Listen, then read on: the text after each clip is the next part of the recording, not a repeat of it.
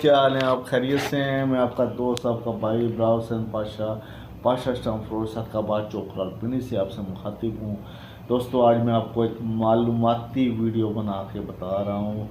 آپ کو ایک معلومات دے رہا ہوں کس کے بارے میں، وراثت نامے کے متعلق۔ جب آپ کا کوئی جائیداد ہو، منقولہ غیر منقولہ جائیداد، منقولہ غیر منقولہ جائیداد جس میں مکان، دکان، پراپرٹی وغیرہ شامل ہوتی ہے، گاڑی وغیرہ بھی شامل ہوتا ہے، اس کے علاوہ کوئی بینک اکاؤنٹ ہے یا کسی قسم کا اور ایسا اکاؤنٹ جس میں آپ کا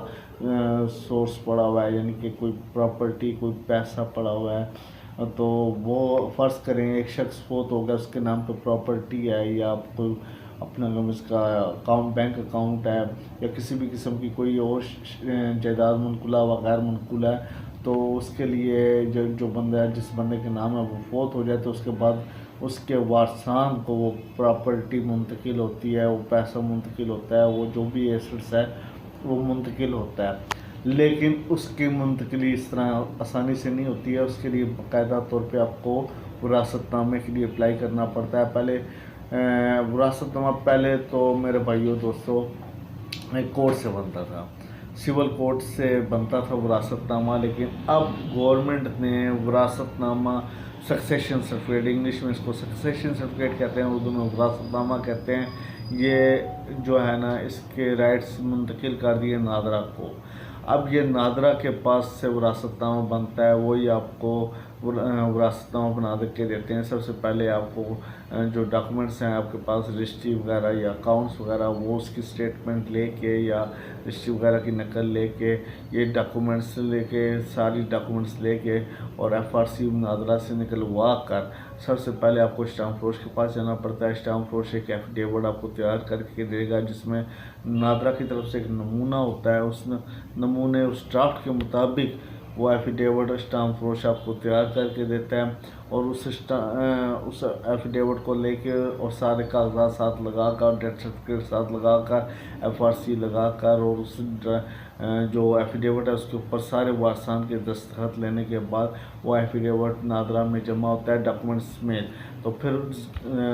جو ہے نا نادرا جو ہے نا آپ کو وہ وراثت نامہ ڈکلیئر کر کے دیتا ہے۔ اس کی فیس 15,000 سے لے کے 20,000 تک ہے، اور اگر فرض کریں جو بندہ فوت ہو گیا اس کا ریکارڈ نادرا میں نہیں ہے، جو پرانے بزرگ احباب ہوتے ہیں جو فوت ہو چکے ہیں، ان کا ریکارڈ نادرا کے پاس نہیں ہوتا ہے، اور اگر فرض کریں کوئی ایسی بات ہے جس کا ریکارڈ نادرا میں نہیں ہے، تو نادرا پھر آپ کو ایک